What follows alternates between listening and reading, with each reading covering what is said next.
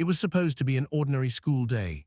Children laughing in hallways, backpacks hitting the floor, parents exchanging quick goodbyes before heading to work. But in a matter of minutes, that calm routine was shattered when police officers stormed in and handcuffed a black man in front of students, teachers, and parents, right inside his daughter's school. His child watched in confusion and fear as her father was treated like a criminal.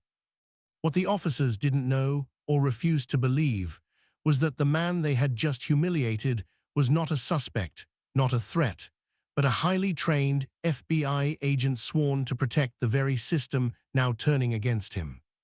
Welcome back to Swift Tale, where we bring you powerful stories that expose injustice, courage, and the moments that force truth into the open. And if this is your first time visiting the channel, let me ask you a quick question before we go any further. Do you believe stories like this deserve to be heard? If so, make sure to like this video, share it with others, and subscribe to Swift Tale so you never miss a story that matters. This story is not just about a wrongful arrest. It's about how quickly authority can become abuse when prejudice takes control. A father who walked into a school to protect his child walked out in handcuffs, his dignity stripped away in front of the people he trusted most to keep his daughter safe. The moment wasn't just embarrassing, it was traumatic. For his child, for the witnesses, and for a man who had dedicated his life to upholding the law, only to be treated as if the law did not apply to him. What makes this story even more disturbing is what came next. No immediate apology, no accountability, instead silence, denial, and an attempt to minimize what had happened. That silence is why this incident has now turned into a $9.7 million lawsuit, forcing uncomfortable questions into the spotlight. How often does this happen? How many times does race change the outcome of an encounter? And what does justice really look like when those sworn to protect become the ones causing harm? This story matters because it didn't happen on a dark street or behind closed doors. It happened in a school where children learn right from wrong, where trust should be absolute, where safety should never be questioned. The lesson taught that day was not one found in any textbook, but it will stay with those children forever. As we go deeper into this story, you'll see how one moment of unchecked power rippled through an entire family, exposed systemic failures, and sparked a legal battle that could change more than just one outcome. This is a swift tale about dignity, accountability, and the cost of silence, and it begins with a father who walked into his daughter's school believing he was safe, only to learn that even a badge and years of service are not always enough to protect you from prejudice. Before the handcuffs, before the headlines, before his name became tied to a lawsuit, he was simply a man who believed in the system he served. Years of discipline, sacrifice, and quiet commitment had shaped his life long before that morning at his daughter's school. Becoming an FBI agent wasn't a title he wore lightly. It was a responsibility he carried every day, one that demanded integrity, restraint, and an unshakable belief in justice. He had trained to remain calm under pressure, to assess threats objectively, and to de-escalate situations without force. These were not just professional skills, they were principles he lived by. At home, however, his role was different. There he wasn't an agent, he was a father. He packed lunches, checked homework, and walked his daughter into school with the quiet pride of a parent who wanted nothing more than to see his child feel safe and confident in the world. He taught her to trust authority, to believe that police officers were there to help, to see the badge as a symbol of protection rather than fear. Those lessons came from his own experiences, from years spent working alongside law enforcement agencies and believing deeply in their shared mission. His career had never been about recognition. Much of his work was invisible by design, victories measured in crimes prevented rather than praised. He understood the weight of responsibility that came with power and knew how easily it could be abused if not kept in check. That understanding made him careful, respectful, and composed in every interaction, especially with local police. He knew the tension that sometimes existed between agencies, but he trusted professionalism to bridge those gaps. As a black man in federal law enforcement, he also understood the extra burden that came with his position. He had navigated spaces where he was questioned more closely, watched more carefully, and expected to prove himself again and again. Still, he believed progress was real. He believed that respect and cooperation could overcome bias. Most importantly, he believed that his uniform, whether visible or not, represented fairness. That belief shaped how he moved through the world. He followed rules meticulously. He avoided confrontation whenever possible. He trusted that his credentials would speak for themselves if they ever needed to. The idea that he could be mistaken for a threat in a place as innocent as his daughter's school never crossed his mind. To him, schools were sacred spaces, protected environments where children should feel secure and parents should feel welcome.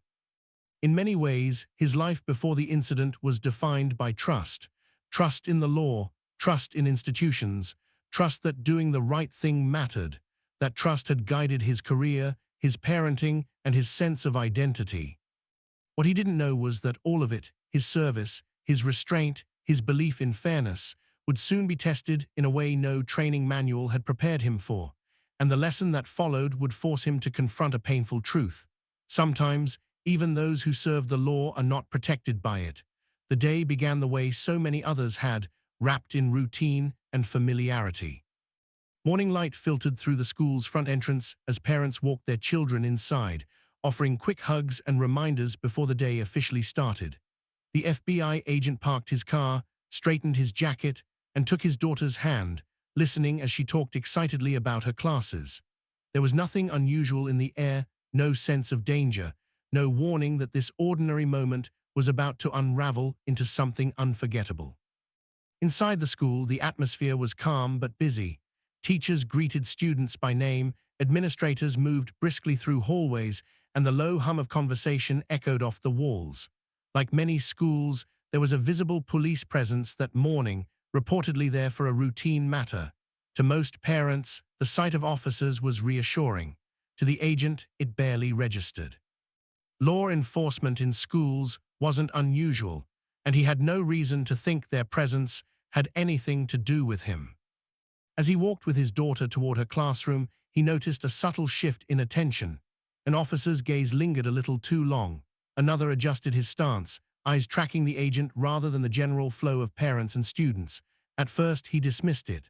Awareness was part of the job, and he knew how easily professionals could misread body language.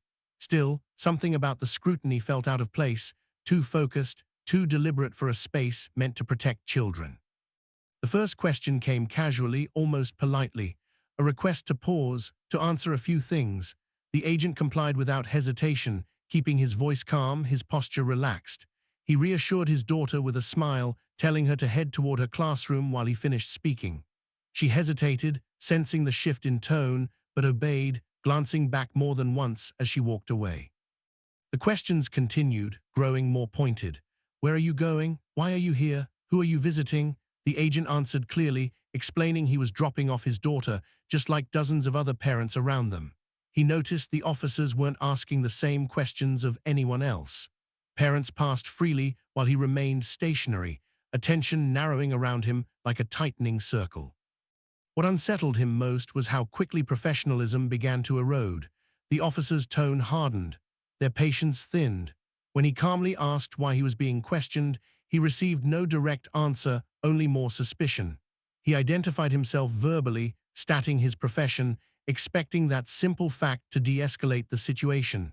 Instead, it seemed to do the opposite. Children slowed their steps, sensing tension they didn't fully understand. Teachers paused mid-conversation.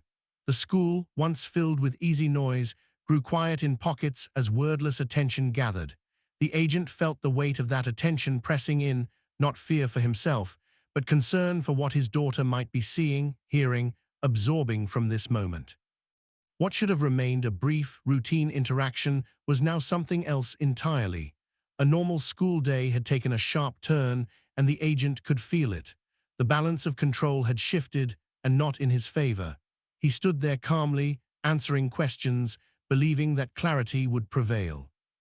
He had no way of knowing that within moments, this situation would escalate beyond explanation, transforming a simple act of parenting into a public confrontation that would change his life and his daughter forever. The officers stepped closer, subtly but deliberately closing the space around him. What had started as casual questioning now felt procedural, almost rehearsed, as if a decision had already been made before the conversation truly began. One officer asked for identification. The agent reached for his wallet slowly, deliberately, aware of how even the smallest movement could be misinterpreted. He handed over his ID without resistance, maintaining eye contact, his voice steady and respectful. As the officer examined the card, the agent explained again why he was there. He spoke clearly, choosing his words carefully, emphasizing that his only purpose was dropping his daughter off at school. He mentioned his federal credentials, offering to retrieve them from his vehicle if needed. It was an offer meant to reassure, to bring transparency to a situation that had already begun to feel unbalanced. Instead of easing the tension, the explanation seemed to deepen it. The officers exchanged glances, silent communication that spoke louder than words. One of them asked him to remain where he was. Another shifted position, placing a hand near his belt. The agent noticed how quickly control replaced conversation, how authority asserted itself without explanation. Still, he complied. Compliance had always been his instinct, his training. He asked calmly what the issue was. The question hung in the air, unanswered. The officers continued talking around him rather than to him, discussing procedures and next steps, as though he were no longer an active participant in the interaction. Parents continued to pass by, some slowing, others stopping entirely, curiosity and concern spreading across their faces. The agent felt a familiar frustration, the kind that comes when logic is ignored. He had done everything right. He was cooperative, respectful, and transparent, yet the interaction was moving further away from resolution. When he again identified himself as an FBI agent, the response was skepticism rather than acknowledgement. One officer's tone shifted, edging toward accusation, as if the claim itself was suspicious. Inside the school, this moment should have triggered caution. Schools are spaces meant for care, patience, and protection, but outside those ideals, something else was taking hold. The officer's posture was rigid now, their voices firm, authoritative. They instructed him to step aside, away from the main hallway. The agent complied, acutely aware of the eyes following every move he made. What troubled him most was the lack of reason. There was no explanation for the scrutiny, no clear concern being addressed. Authority was being exercised without accountability, and that realization settled heavily in his chest. He wasn't afraid of the officers, but he was aware of how quickly situations like this could spiral, especially when assumptions replace facts. In that moment, the agent still believed the misunderstanding would be resolved. He trusted that reason, verification, and professionalism would prevail. He had no idea that the officers had already crossed an invisible line, one that would soon turn questioning into something far more severe and far more damaging. What should have ended with a quick verification, instead, began to unravel in full view of the people who mattered most. The officers' voices grew louder, sharper, cutting through the school's once calm atmosphere. Children nearby slowed their steps, some stopping entirely, their eyes wide as they sensed that something was wrong. Teachers glanced toward the commotion, unsure whether to intervene or stay back. The school hallway, a place meant for learning and safety, was becoming a stage for confrontation. The agent remained composed, but inside tension built. He repeated his explanation, carefully and respectfully, emphasizing that he was not resisting and had nothing to hide. He asked again, politely, why this was escalating. Instead of an answer, he was met with commands, short, firm, final. The shift was unmistakable. This was no longer a conversation, it was control being asserted without justification. His daughter, who had been walking toward her classroom, turned back when she heard raised voices. She froze when she saw her father surrounded by officers. Confusion washed over her face, followed by fear. The agent noticed her standing there and felt a surge of panic, not for himself, but for what this moment was imprinting on her young mind. He tried to catch her eye, to reassure her with a calm expression, but the officers moved again, blocking his line of sight. Parents whispered among themselves. Some pulled their children closer, instinctively shielding them. Others stared openly, struggling to understand why a man who looked calm and cooperative was being treated like a threat. The contrast was jarring. There were no raised fists, no aggression, no chaos, just authority bearing down on someone who appeared powerless against it. When the agent again stated that he was an FBI agent and offered to have his credentials verified immediately, the response was dismissive. One officer scoffed, another warned him to stop making things worse. The implication was clear. Asserting his identity was no longer seen as cooperation, but as defiance. In that moment, the agent realized the situation was slipping beyond reason. Children began asking questions in hushed voices. Why is that man in trouble? What did he do? Those words cut deeper than any accusation. The agent understood that this wasn't just about him anymore. This was a lesson being taught in real time, a lesson about power, race, and who is believed. Despite the mounting pressure, he did not raise his voice. He did not resist. He did not argue. He stood still, hands visible, following every instruction. Yet the escalation continued, driven not by his actions, but by assumptions that refused to be challenged. The officer's decision had already been made, and the presence of children did nothing to slow it down. As the tension reached its peak, the agent felt the weight of inevitability settle in. He could sense what was coming next, even before it happened.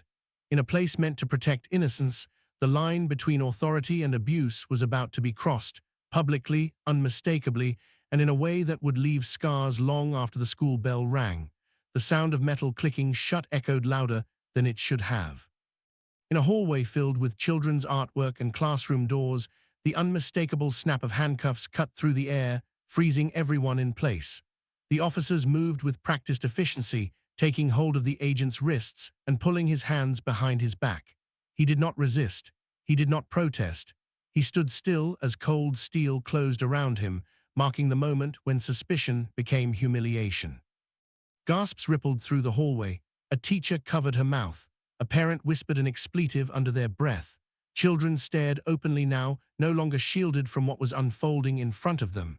The agent felt every pair of eyes, but none weighed heavier than the ones he couldn't see, his daughters. He knew she was there. He knew she was watching her father, the man she trusted most, being treated like a criminal.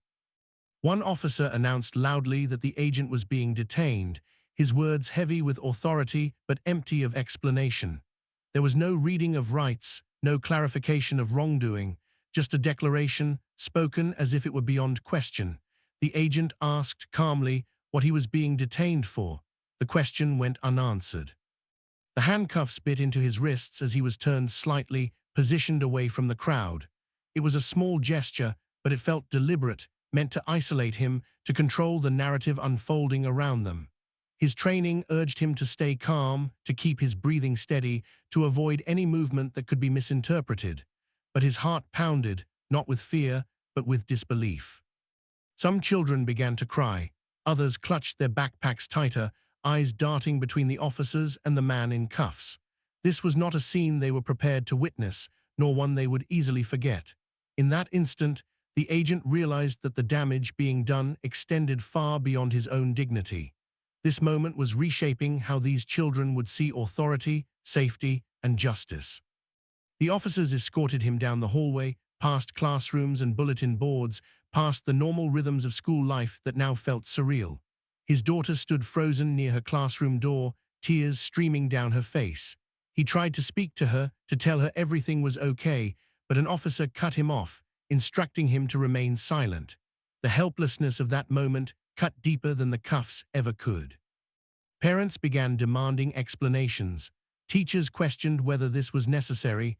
The response from the officers was cold and procedural. They were handling a situation. That was all anyone was given. No reassurance, no context, just authority exercised without compassion. As the agent was led away, he understood that this moment would not end when the cuffs came off. The image of him restrained in a place meant for children would linger, in memories, in whispers, and in the quiet trauma of a little girl who had just watched her father taken away. This was no longer just an incident. It was a defining fracture, one that would soon demand answers far beyond the walls of that school. Once the agent was led away, the hallway was left in a stunned silence, the kind that lingers after something deeply unsettling has occurred. Children were ushered into classrooms more quickly than usual, teachers speaking in hushed, careful tones as they tried to restore a sense of normalcy. But normal was already gone. Parents clustered together, whispering questions no one could answer. What had just happened? Why had it happened here? And how could something like this unfold in a place meant to protect children? Behind the scenes, the situation began to unravel for the officers. A school administrator demanded an explanation, pressing them for details they struggled to provide. Calls were made, first within the department, then beyond it. Verification was finally initiated, the very step the agent had suggested from the beginning. Within minutes, the truth emerged with undeniable clarity.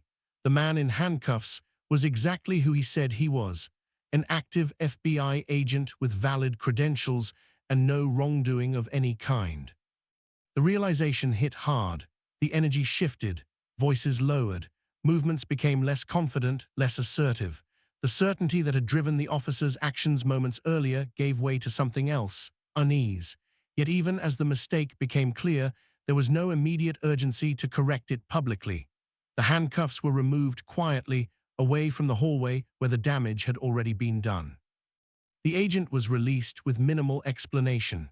No apology, no acknowledgement of error, just vague statements about a misunderstanding and standard procedure. For a man who had been publicly restrained in front of his child and dozens of witnesses, those words rang hollow. Procedure did not explain the humiliation. It did not explain the fear in his daughter's eyes. And it certainly did not explain why his identity had been dismissed so easily in the first place. Parents who had witnessed the incident were left confused and angry. Some approached administrators demanding answers. Others shared what they had seen, their disbelief turning into outrage as the truth spread. Teachers exchanged uneasy glances, aware that the trust between families and authority had been shaken, perhaps permanently. The agent was finally allowed to leave, but he did not walk out the same way he had walked in. His daughter clung to him, shaken and silent, her earlier excitement replaced by confusion and fear. He could feel her trembling, and in that moment, the full weight of what had happened settled on him. This wasn't just a professional insult, it was a personal wound inflicted in front of his child.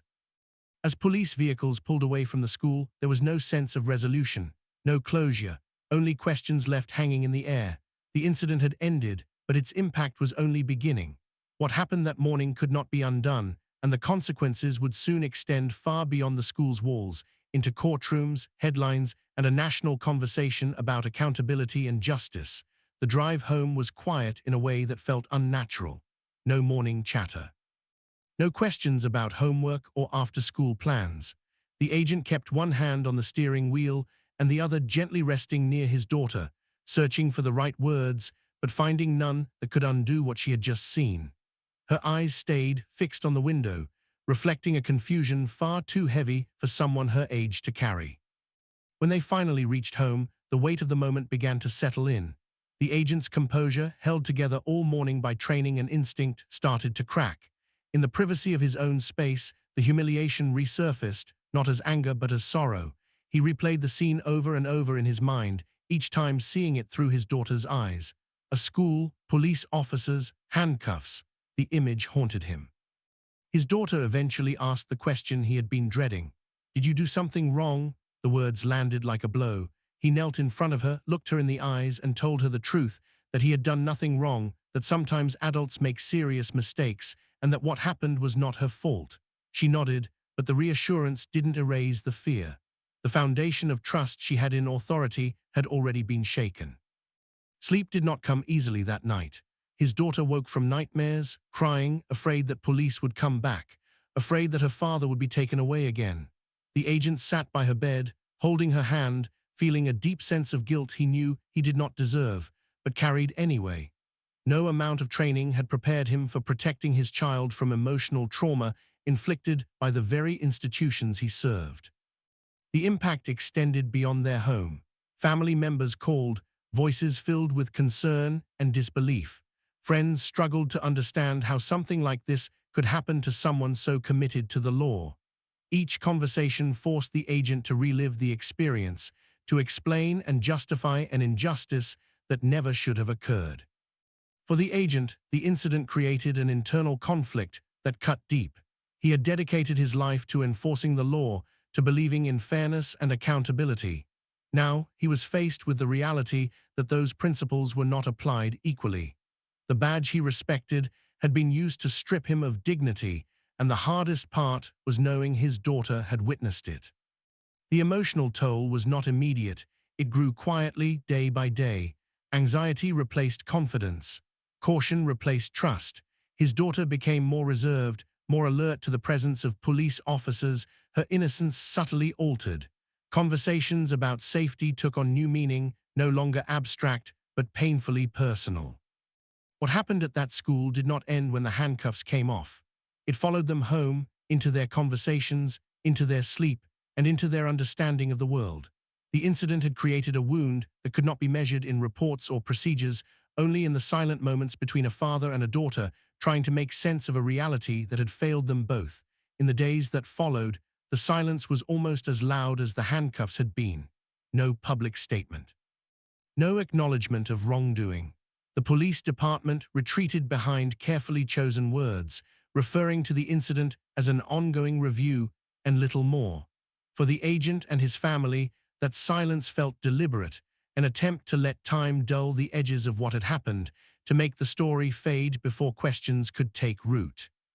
Internally, reviews were initiated, but they unfolded behind closed doors. Reports were written, statements were collected, body camera footage was logged and labeled, yet none of it came with transparency.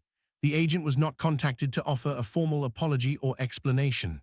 Instead, he was left to hear about the process secondhand, through vague updates that offered no reassurance and no accountability. What troubled him most was the language being used. Words like miscommunication and protocol began to surface, carefully stripping the incident of its emotional and human impact. There was no mention of a child watching her father being handcuffed, no recognition of the trauma inflicted in a school setting. The narrative being shaped focused on procedure rather than people. At the same time, the school community struggled with its own questions. Parents demanded answers from administrators, who in turn sought clarity from law enforcement. Teachers worried about the message sent to their students. Some families began sharing their experiences, recognizing patterns they had once dismissed as isolated incidents. The silence from authorities only fueled speculation and mistrust. As rumors spread, media outlets began reaching out. The agent faced a difficult decision. He had spent his career operating in the shadows, letting his work speak quietly for itself. Now he was being pulled into a spotlight he never wanted. Speaking out meant scrutiny, not just of the officers involved, but of himself, his family, and his career. Remaining silent, however, felt like accepting what had been done. Behind the scenes, legal counsel entered the conversation. The agent was advised to document everything, to preserve evidence, to prepare for the possibility that the truth would not surface on its own. That advice alone spoke volumes. It suggested that justice was not guaranteed, that even someone within the system might have to fight to be heard. As days turned into weeks, the lack of accountability became impossible to ignore. No disciplinary action was announced. No policy changes were discussed publicly. The message, intentional or not, was clear. Without pressure, nothing would change. The agent began to understand that what happened to him was part of something larger, a pattern of behavior shielded by silence and protected by bureaucracy. That realization marked a turning point. This was no longer just about personal dignity or emotional healing. It was about accountability, about preventing the same thing from happening to another parent, another child, another family. And if the system would not correct itself, the agent knew he would have to force the conversation into the open, no matter the cost. What happened at that school is more than an isolated incident. It is a reflection of a system where authority can be misused and assumptions about race can dictate the treatment of innocent people. The image of a highly trained FBI agent handcuffed in front of his own child captured the stark reality that even those who serve the law are not always protected by it. It was a moment that stripped dignity, challenged trust, and exposed the dangerous consequences of unchecked power. This story is a powerful reminder that authority carries responsibility, and that responsibility is meaningless if it is wielded without fairness or accountability. The emotional impact on the agent, his daughter, and everyone who witnessed the event demonstrates that injustice is not only about policy or procedure. It is about people, lives, and the trust that binds communities together. One moment of bias, one decision made in ignorance or prejudice, can ripple through families, schools, and society in ways that take years to heal. It is also a story about courage, not just the courage to serve and protect, but the courage to demand justice when it is denied. The $9.7 million lawsuit that followed is more than a monetary figure. It represents a fight for acknowledgement, for accountability, and for systemic change. It is a stand against the silent tolerance of bias, a declaration that no one should face humiliation or trauma simply because of the color of their skin or the assumptions others make about them. For viewers, this story raises questions we all must consider. How often are these moments happening behind closed doors? How do we respond when authority is misused? And most importantly, how do we teach the next generation about fairness, justice, and respect in a world where these values are not always guaranteed? Once the incident became public, it was clear that words and apologies would not suffice. The FBI agent, backed by legal counsel, filed a $9.7 million lawsuit against the police department, holding them accountable for the humiliation, emotional distress, and civil rights violations he had endured. This was not about money. It was about recognition of wrongdoing and forcing the system to confront the consequences of its actions. The lawsuit detailed the events with precision: the unwarranted questioning, the dismissal of his identity as a federal agent, and the handcuffing in front of his young daughter and other witnesses.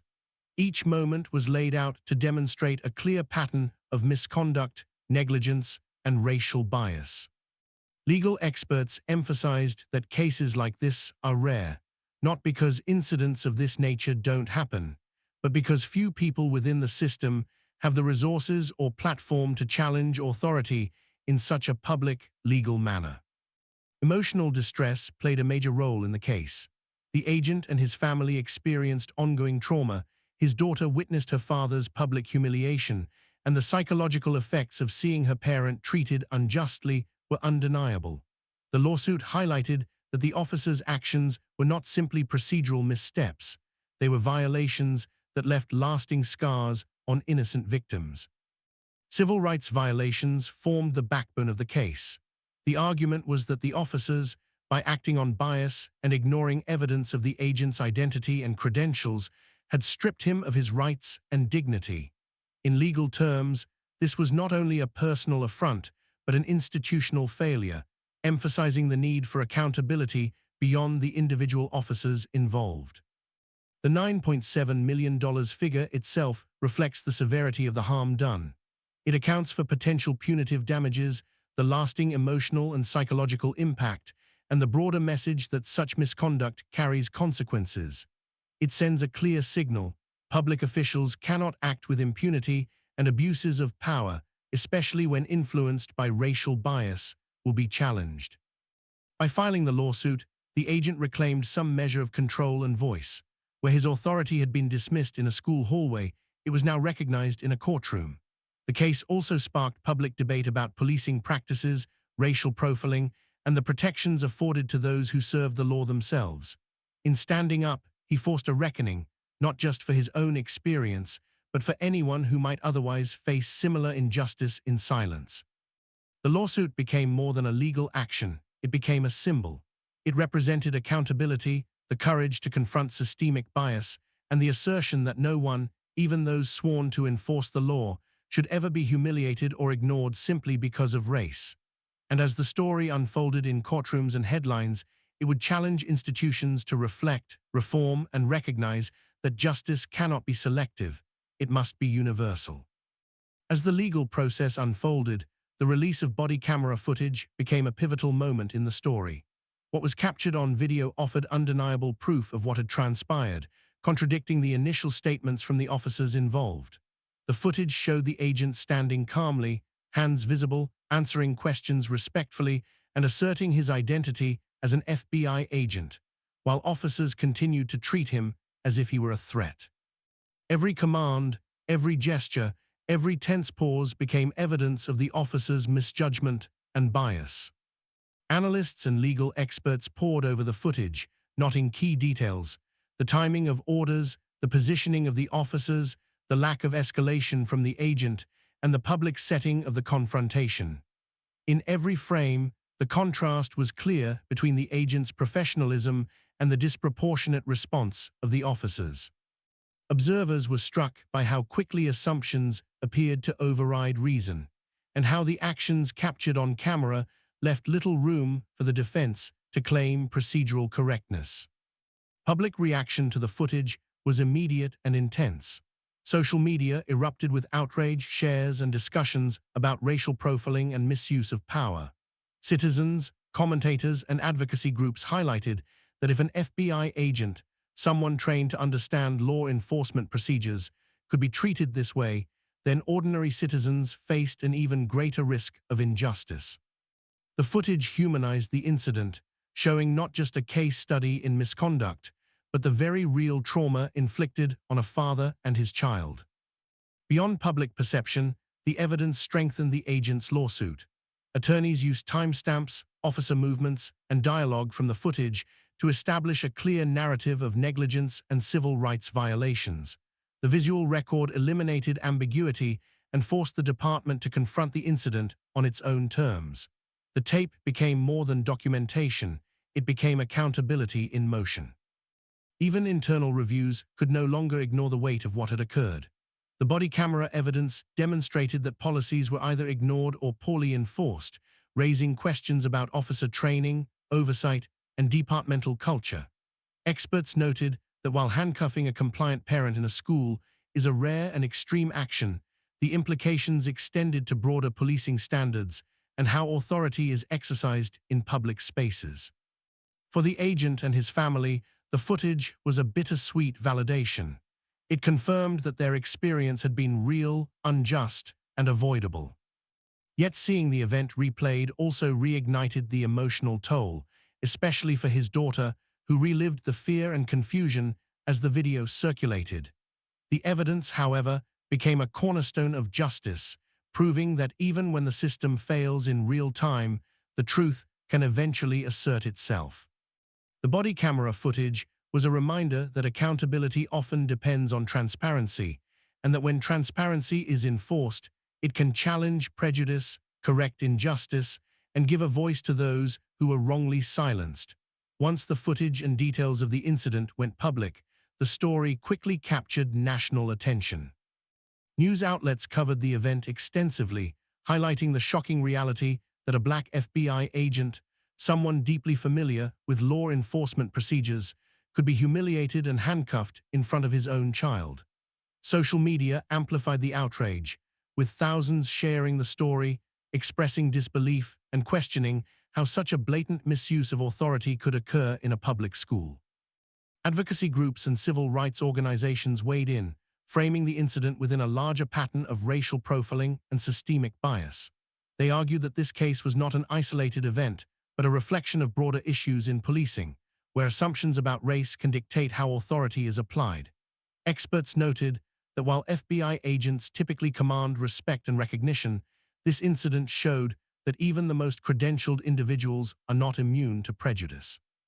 The FBI community itself reacted with a mixture of support and concern. Colleagues publicly expressed solidarity with the agent, highlighting his professionalism and integrity while condemning the mistreatment. Internal discussions within federal law enforcement agencies considered how such incidents could undermine public trust and damage relationships with local police departments. It was clear that the implications went far beyond one man or one school. It was a wake-up call about the importance of accountability and the fragility of professional respect in the face of bias.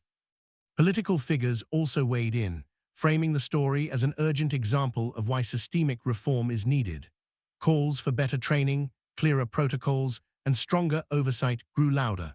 The conversation moved beyond individual officers to the institutional structures that allow such behavior to occur, emphasizing that policy changes were necessary to prevent similar incidents in the future.